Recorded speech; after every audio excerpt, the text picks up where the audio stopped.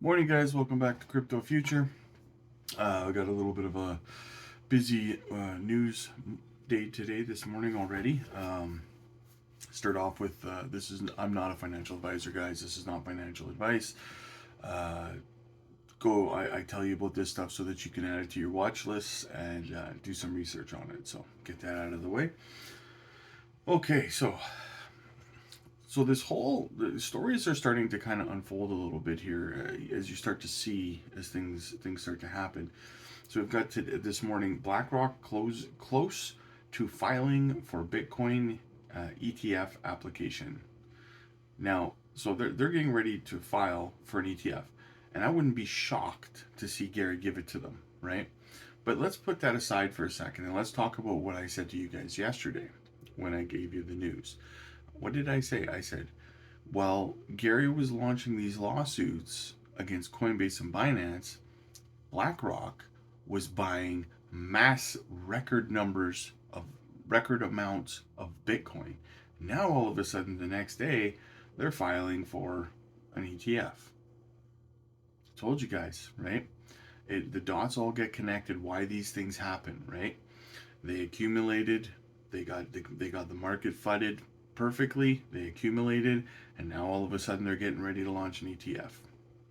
Anybody surprised? Like this stuff writes itself. Got some XRP Ripple news, XRP Ledger news. So, as I had said this morning already, Colombia they decided to use the XRPL with their banking system. So, which is massive news. So, uh, Ripple and XRPL to take over the financial system. Russia has announced they're using XRPL. Colombia, XRPL. Montenegro, XRPL. Republic of Palau, XRPL. Uruguay, XRPL. Hong Kong, XRPL. Japan, XRPL. Bank of America also said that they were planning on using XRPL as soon as this case was over. Like, guys, it's right there in front of your faces, man. If you're not DCAing into XRP, I don't know what to tell you. Um, Not financial advice, but I hold a big bag of XRP and I continue to buy more. I see which way the wind's blowing and I know what I hold. The Miami mayor, Francis Suarez, probably butchered that, has just entered the U.S. presidential race. It's great to see another pro crypto candidate, although he's quite a long shot. Well, I mean, it is nice to see another. I think it adds pressure to the non pro crypto candidates to kind of see which way the wind is blowing as well, right? They kind of see that, what they see what the people want. Plain and simple. People want pro crypto politicians. More news: the Hong Kong government has reportedly started applying pressure to the three of their major banks to be more receptive to clients from the crypto industry. So they're pushing the crypto industry on their banks now in Hong Kong. It's kind of funny how that works. So over here in the West, in the States, they're pressuring the banks to boycott crypto.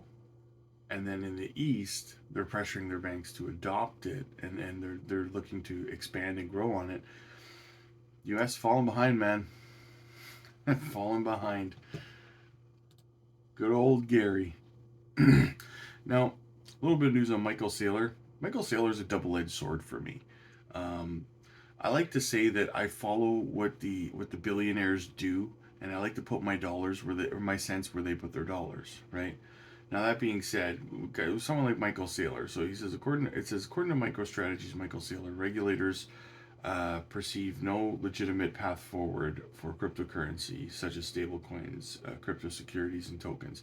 So this guy is he's all anti altcoin, and he's a maxi, right? He's a Bitcoin maxi. Now that being said, um, I like that he supports Bitcoin because it is part of the industry, it's part of the market and stuff like that. But at the same time, um, you have to remember how deep this guy is. So of course he's going to push his own bags, right? Um, so you kind of got to keep that in mind when it comes to this guy, right? He bashes alts and calls them securities, even Ethereum, and it's because he wants most liquidity to go into Bitcoin because of how much he holds, right? So it's a double-edged sword for me. You know, it's good that he's pro crypto, but at the same time, what's his motivations, right? So just keep that in mind whenever you're listening to somebody like him. But again, I like to put my cents where they put their dollars. They didn't become billionaires by being stupid. And then also, like, a lot of people are asking, why did the market crash yesterday after the good news of the rate pause, right? The Fed pausing. Well, because Jerome Powell added this little comment, I guess, in his speech, talking about how they were not going to be cutting rates for years, right? Now, I don't think that's true. I think he said that. I think they planned that. They added that in there. I think they sat there and said, now how can we balance this out? Because they knew damn well that when they said that they were going to pause, that people were going to take that as a pivot and that the market was going to explode as a result. So they wanted to try to counter that somehow. So that's why I don't think they have any intention of waiting years before they start cutting rates. I don't believe that for a second. I think that they did it to kind of balance things out so that the market didn't pump. That's what I think. That's just my opinion.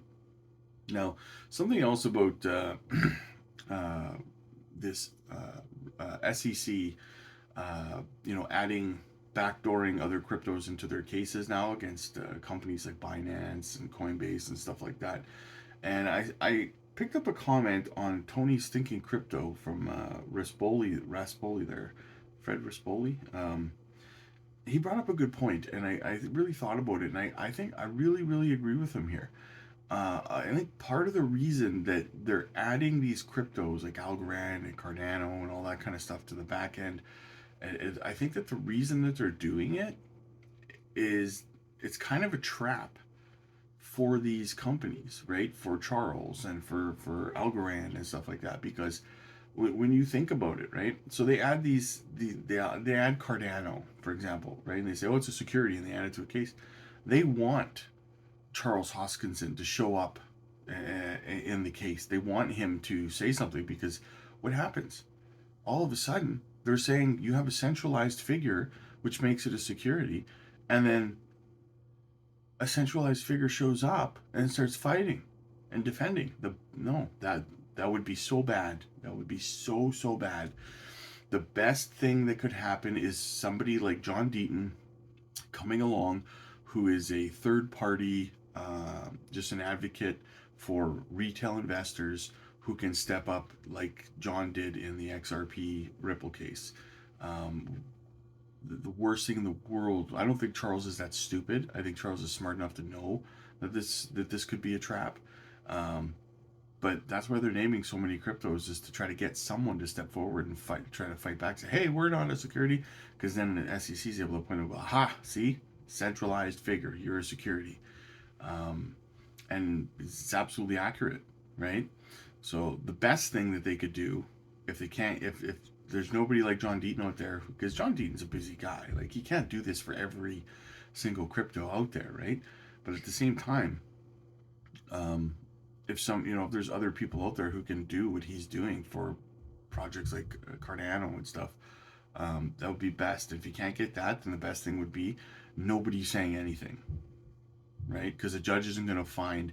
Doesn't matter. They would have to sue these projects anyway, like Cardano, to make it a security. They'd have to win in court. So the best thing outside of someone like John Deaton showing up would be for nobody to show up to defend an individual project, because that would be proof in court that there's a centralized figure, right? Can't have that. So don't fall for the traps. If you're watching this, which I doubt, and if you're Charles, if you're running Algorand, if you're running, any of these other projects that the SEC is taking shots at in court, don't say anything. Just let it go. It's the best thing you can do, right? That's my 2 cents on it. And yeah. So anyway, guys, I'll be back later today with some more news. Comment down below. Let me know what you guys think. Shoot me a like, and shoot me a subscribe.